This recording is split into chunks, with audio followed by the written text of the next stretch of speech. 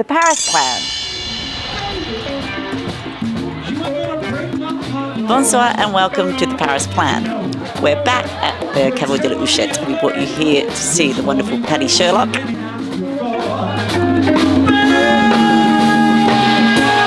Bonsoir.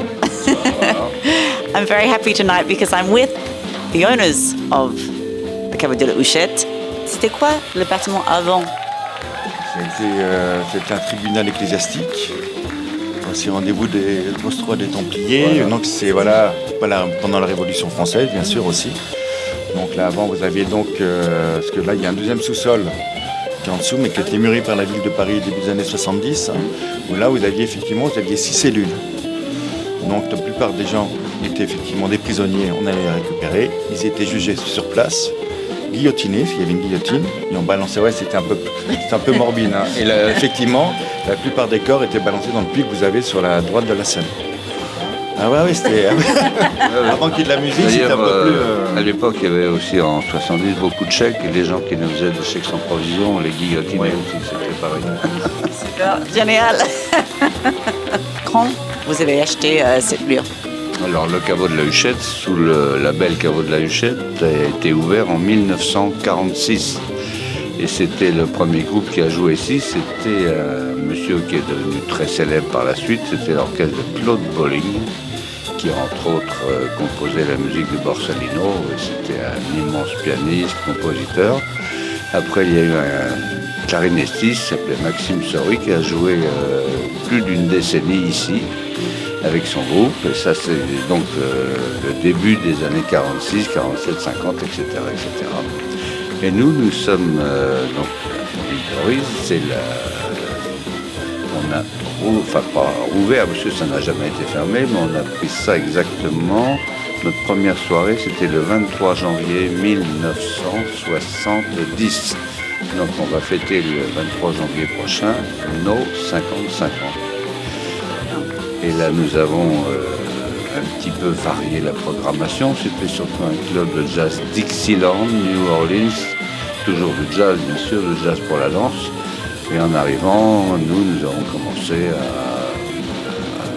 on est devenu un club de swing music, ce que les gens aiment beaucoup, et toujours d'ailleurs. Le middle jazz, comme on dit en France. Et on a fait venir des très, très, très nombreux musiciens. Des Américains, aussi bien des Russes, des Belges. Par exemple, quels musiciens?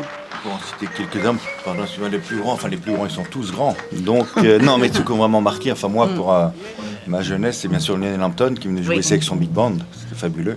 Et il était venu, Didier, pour le 30e anniversaire du caveau de la Huchette. Absolument, ouais. Donc Lionel Hampton, vous savez que c'était une star mondiale. Et aussi, vous avez joué avec. Oui. Il faut dire. Oui, à 4 mains. À 4 baguettes. 4 baguettes, bah oui, bien sûr. Et comment c'était possible? Comment c'est arrivé cette histoire? Avec Lionel Hampton, tout est possible. Non, mais c'est très facile. Lionel Hampton prenait la moitié de l'instrument et moi l'autre moitié. Ça se passait très très bien. C'était des grands moments de ma vie de musicien, évidemment. Et puis après, il y a eu des musiciens exceptionnels comme lui, Didier, Art Blakey. Art Blakey qui a joué ici avec les Messenger. C'est en 78, ça. 78. Après, il y a plein d'autres. Sam Woodard qui a joué longtemps ici, qui était bien sûr le batteur de Duke Ellington, après qui a fini sa carrière en France et qui a joué régulièrement au caveau de la Huchette, dans différents orchestres. Puis il y avait des gens qui étaient des stars à l'époque, c'était Bill Coleman, c'était Benny Walters, c'était Memphis Slim, tous ces gens-là, quand on les mettait à l'affiche, ça amenait beaucoup de monde. D'ailleurs, je conseille fortement vos téléspectateurs, je ne sais pas si on dit téléspectateurs, oui. Ils peuvent se procurer 3 CD, l'anthologie du caveau de la Huchette, où on retrouve 60 ans de musique enregistrée en live, qui est sortie il y a un certain temps chez Frémaux et Associés. Donc, avis aux amateurs. D'ailleurs, l'orchestre joue ce soir avec Philippe Petit et Jeff Hoffman. Donc il y a des inédits qui sont dans ce CD, dans l'anthologie du caveau de la Huchette.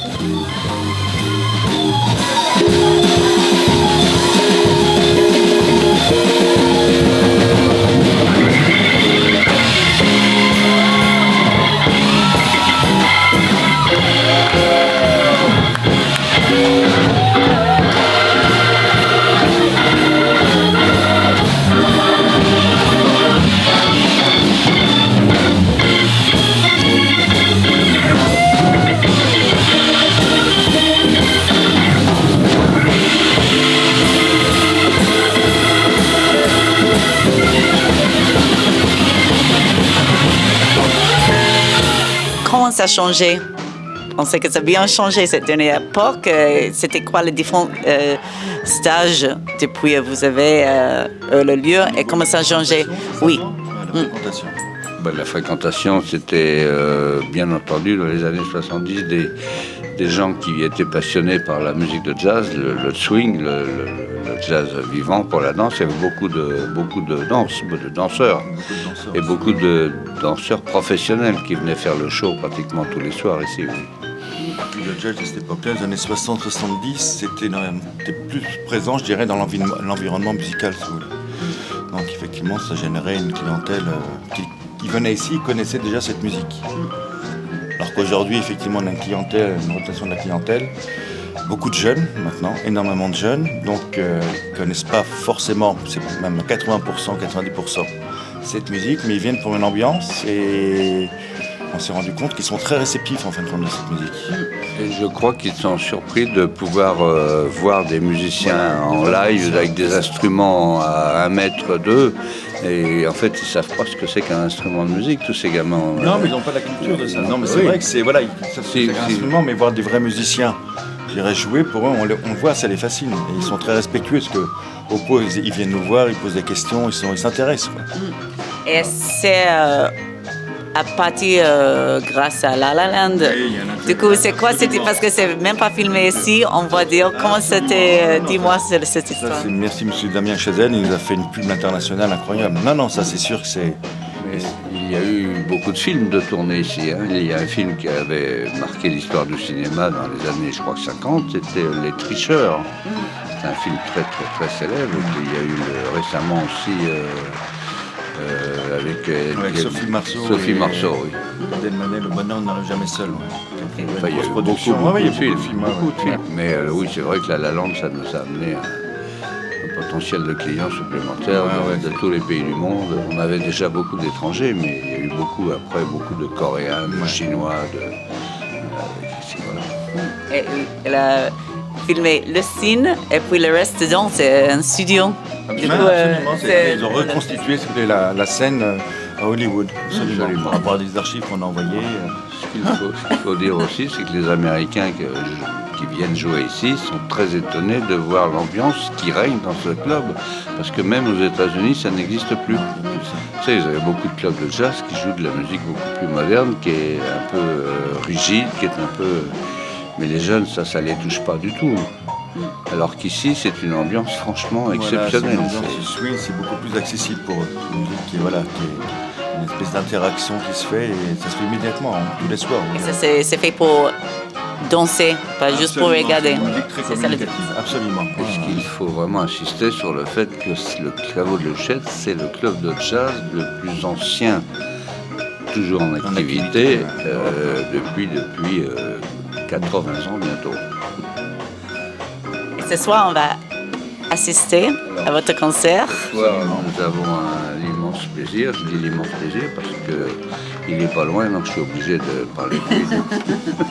Non, sérieusement, nous avons là un quartet ce soir qui est super, ça swing terrible, avec des musiciens formidables. D'ailleurs, il y a déjà mon fils, puisque lui c'est aussi un très grand batteur maintenant, et puis notre ami Philippe Petit, alors, qui a eu la chance de jouer avec beaucoup d'organistes américains qui étaient célèbres à l'époque, comme Milt Buckner, comme Lou Bennett ou Bill Davis. Le Philippe Petit, je pense que c'est le plus proche de Wild Bill Davis en France, c'est celui qui a le talent de faire vraiment groover, comme on dit, son orgue. Je suis d'accord. Et apparemment, la meilleure main gauche de France. Mais la main droite n'est pas mal non plus. Non, c'est pas long. Mais mis en chômage, les contrebassistes, j'ai entendu. Merci beaucoup et à tout de suite. Merci. Merci, Ruby.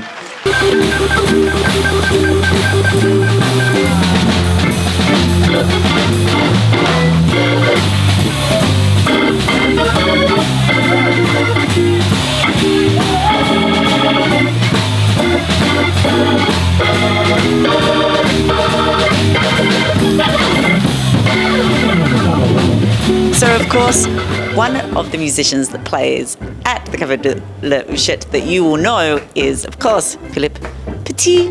Bonsoir. How long have you been playing here? Oh, I think I started in the 80s. At end of the 80s, yeah. What was your first concert here? Oh, I don't remember exactly. I think it was with a saxophone player named Jean-Michel Proust, who is actually président de l'Académie du Jazz. Jazz Academy. And for you, what does the Caveau de la Huchette represent? I think that the temple of swing jazz, you know, because you have to play for dancers. And that's really, it was the first thing in jazz was to play for dancers, to make people dance. And it's the same. In fact, it's traditional to make people dance with jazz. And it has been lost for years, for decades. Sitting there and watching and staying still. Yes. And oh, beautiful, very intellectual. Here it's not intellectual.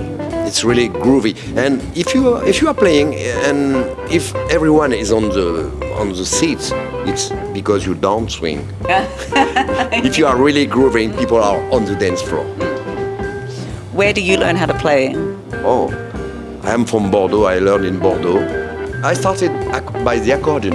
I was 9. I moved to piano some years later, and I think I went to Paris to sing. Ah. Yeah, but I don't do that anymore. No, global warming now. It's all the weather. It's much better for me. As I was telling Danny yesterday, Danny Doris, the vibes player, fantastic vibe player. When I come to play here with him and all the band, I don't feel like going to work. It's like going to play, which is different. Really nice feeling. Yeah. Maybe just tell me a little bit about Danny. Oh, he's a fantastic musician. He's amazing. He's really amazing. How can you do that? You know, I try to hit the vibes. It's very difficult. And he swings. He knows a lot of things. He has been playing with everyone. You don't need to sing because you're living and working with a beautiful singer, Wendy. No need for me to sing. Wendy Lee Taylor, of course. Bonsoir. Bonsoir. That you were saying to me that because in the end of La La Land, he talks about Le Caveau de la Huchette because he said people come here to dance. So it's a real. What were you telling me? Something like that? Well, it's the venue where people come to listen and dance to music. Because there's a live band here 7 nights a week, and they have been open since with live music, live bands playing to accompany dancing since they opened. I think they closed for COVID. Was the first time that they'd closed in all of that time. So it's an institution. It's incredible, and the musicians who play here are varied. They're all swing.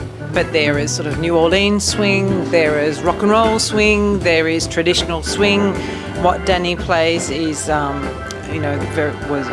Danny was Lionel Hampton's protege, so he's very influenced by that period with his playing, and he's travelled all around the world and played with some of the biggest names in jazz. So we are privileged to share the stage. And when La La Land came out and Danny asked us to record a version of Another Day of Sun, which is on his anthology album. So that was again a privilege to have a recording with the Caveau de la Huchette Orchestre. How do you say it? L'orchestre du Caveau de la Huchette.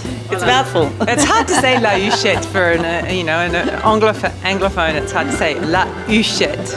To cross out the But it's just, and I think what's lovely about this venue, which is quite different from most jazz venues now, it wasn't the case in the 80s and the 90s, but now there are very few jazz venues where you can just drop in and have a glass, have a drink, pop in, pop out. So a lot of musicians come here just to hang out as well. not so much downstairs because often it's so crowded you can't get in. But upstairs, you know, you can sit at the bar and have a drink and listen to the music that's on the screen upstairs. So it's got a very friendly, welcoming environment, and I think also because it's a family. It's a family. You can feel business. that. Yeah. So you feel, you just feel welcome, especially as musicians. Yeah. And it's really easy to get to. So Michelle. Yeah, really. Notre It's Dame. in center Paris. Yeah, downtown. Watch the video clip of Putting on the Ritz with Wendy Lee Taylor that I directed, filmed by Olivia Rutherford here, and it's a lovely little video that people can watch. Yeah. A bientôt. À bientôt.